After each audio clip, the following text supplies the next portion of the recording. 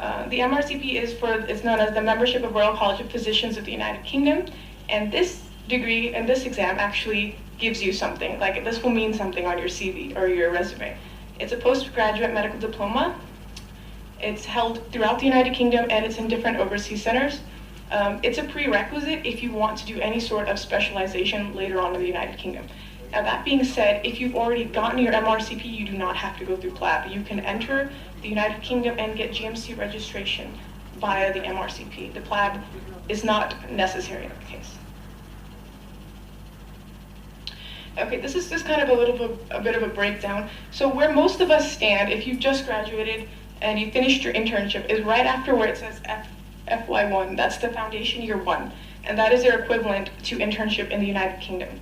So you can see there that you can sit for your MRCP at that time too, because they require 1 year of medical experience. So if, however, you have cleared all parts of your MRCP, if you look a little further down, you can see you're right before where it says ST3. That's the specialty training. That's where you can start. Ideally, I would suggest you kind of get some experience within the NHS, do a non-training job for some time so you can understand how their system works and how the hospitals are run, and then enter into training, but again, it's to your discretion. But if you start from the PLAB level, you can go from FY2 up until about CT1, where you can start sitting for the MRCPs and clearing all parts of it, and hopefully by the end of CT2, you have cleared your MRCP and you can then enter specialty training, after which you will have to then get another specialty certification and you can be a consultant. All right, now for the exam structure for the MRCP, it has 3 parts. 2 parts are written, and 1 part is, again, kind of an OSCE setup. Part 1, you need to have, like I said before, a minimum 12 months of postgraduate experience in a medical employment, so your internship will count towards that. It's a full 1-day exam. There are 2 3-hour papers. There aren't any images. It's just a straight-up written paper, and it's held in overseas centers and in the United Kingdom, but it's only held 3 times a year, in January, May, and September. And they have a kind of an application period of 11 days. For October, you have to apply in October if you want to sit in January. You have to apply in February if you want to sit in May, and then you have to apply in June if you wish to sit for the September attempt. Part 2 can be taken by physicians in training. You have to clear MRCP Part 1 before you can sit for MRCP Part 2. This is not the case for the USMLE, which I will discuss in a little bit. So this is, again, another 1-day examination. There are 2 3-hour papers, but here there may or may not be images in your examination. It is, again, held in the United Kingdom and in different overseas locations, but it's, again, only held 3 times a year, this time in March, June, and October. And again, they have an application period. You have to apply in January for the March exam, April for the June exam, and August for the October exam. All right. So MRCP Part 2, the PACES examination, the practical assessment of clinical examination skills.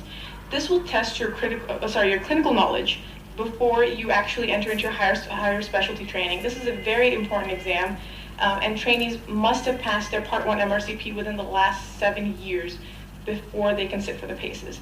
It is advised, but it's not mandatory, that you at least have 2 years of clinical experience, because, as I said, this exam is judging you on how you are a doctor in the NHS. So if you do not understand how to be or how to act in that scenario, you will not do very well in the exam. It's a half-day exam. It'll take place in a clinical setting, like it may be in a hospital or a clinical skills center, and there are 7 core skills which are assessed in 5 stations with 8 patient encounters. So the application process for the PACES is not as cut and dry as I mentioned for the MRCPs Part 1 and Part 2. They have a lot of rules and a lot of regulations that vary from center to center, and then they also depend on the application that you make.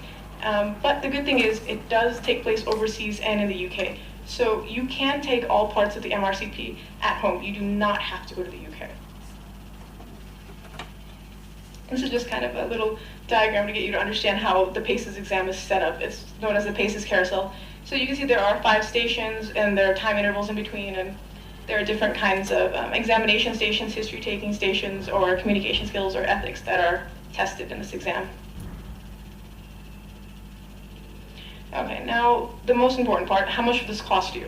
So like I said, you could take it either completely in the United Kingdom or you can take it completely overseas.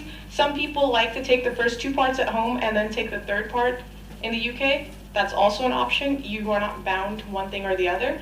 If you decide to take it in the United Kingdom, the first 2 parts will cost you £419 each.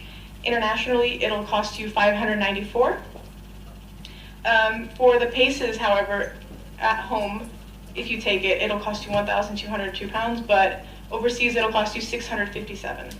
And then after you clear the MRCP, before you can apply for GMC registration, you do have to prove your English proficiency. That is where the IELTS or even OET or IELTS for UKVI comes in. So depending on which one you decide to sit for, you will have that added cost, either again of 160, 200, or 332 pounds.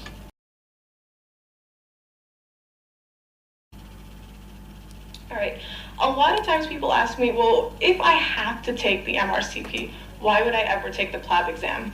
And I kind of made this diagram for that reason, so you can kind of understand what are the differences between the exams. So essentially, the PLAB only has 3 exams: the English proficiency, and then it's part 1, part 2. The MRCP, on the other hand, has 4 exams. It's 2 written parts, the one OSCE setup, and the PACES exam, and then it's English proficiency exam. If you clear your IELTS in the first time, that's why I tell you it's very important for you to be serious about the IELTS for that reason. You can clear your PLABs within 6 to 8 months. It does not take longer than that, provided, of course, you do clear your PLABs on the first attempt and you plan as close to the dates as possible. As soon as the dates become available, you go ahead and book.